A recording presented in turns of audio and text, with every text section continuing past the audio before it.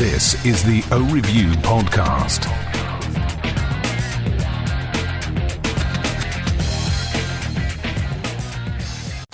O Review. Hello, welcome to another episode. Today we're going to take a look at the moons. I know I've already done one of the moons, and I figured I might as well do the rest, partially because I'm so paranoid about breaking these, I'd like to get it over with. So what we have here is the entire moon lineup, which only consisted of 3 pairs, which is nice because they're somewhat hard to find, and no one really thought to pick them up when they first came out because everyone loved the Mars, myself included at the time. So here they are. So basically moons came out in 1998, and one of the telltale signs of that era was the fact that they had this jet intake port right here in the icon, instead of a true metal icon or a molded icon, which was prevalent at the time. This was actually a transition period where they were moving away from the pure molded and the older style O-matter.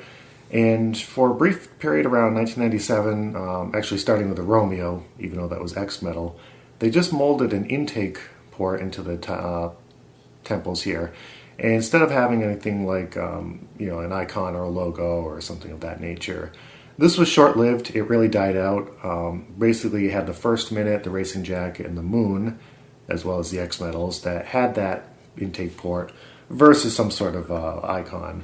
In 1999, when they switched to the new O-matter, they also switched over to a metal icon, which helped with counterfeits and things like that. So I do say these are fragile because they are the old O-matter, pre-1999, before they had that switch over. And I have my new eye jacket review coming up, and I will explain that a little bit more in detail. But basically, there's a couple points of failure here. The first is the stems are very long. These things are very prone to breaking because they're thin, long, and actually what I've had the most problem with is cracking around the orbitals, because as you put these on, yeah, these flex to some degree, but this whole orbital area flexes as well, and you tend to get cracks right down here at the bottom. And the same goes for the old eye jacket, the trench coat, top coat, things like that. Although the top coat tended to have more issues with the stem, these round orbital ones with the very thin edges here tend to have issues right around the orbital or the eyeglass area. So, 3 different colorways. One is tortoise. Tortoise with gold iridium was a very common colorway back in the day, and it even is nowadays. So usually the 2 things you'd see is you see a flat black with black iridium, and you'd see a tortoise with gold. After that point, then you would tend to get some other colorways. In addition to that, we also had the FMJ 5.56, and I should probably not be opening these because how fragile they are. Okay, put those back.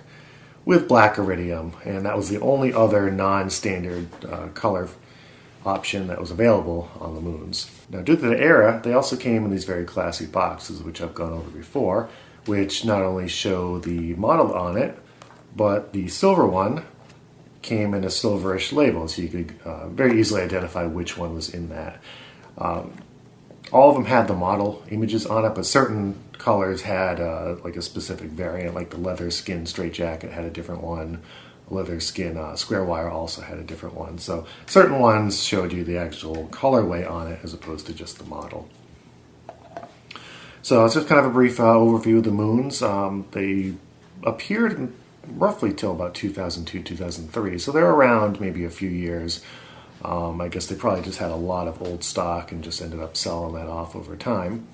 So they're kind of a cool pickup. If you do find one, I'd say it's good for collectible value, probably 0 wearing value. I actually did have another pair of the FMJs that I used to wear a lot, and they were actually really comfortable, and I liked wearing them a lot, but then, of course, they decided to break on me. They broke in the cabinet as opposed to when I was wearing it, so I don't know how that happened, but whatever. So, hope you enjoyed this. I'm just going to put these back in the cabinet and hopefully not ever have to touch them again. So again, take care. Thanks.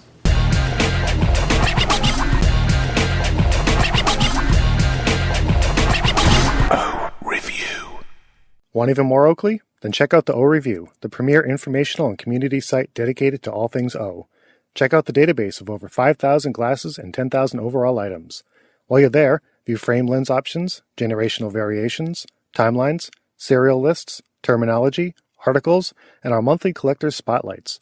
If you still want more, join as a member and participate in our live chat room, post on the forums, and document your collection.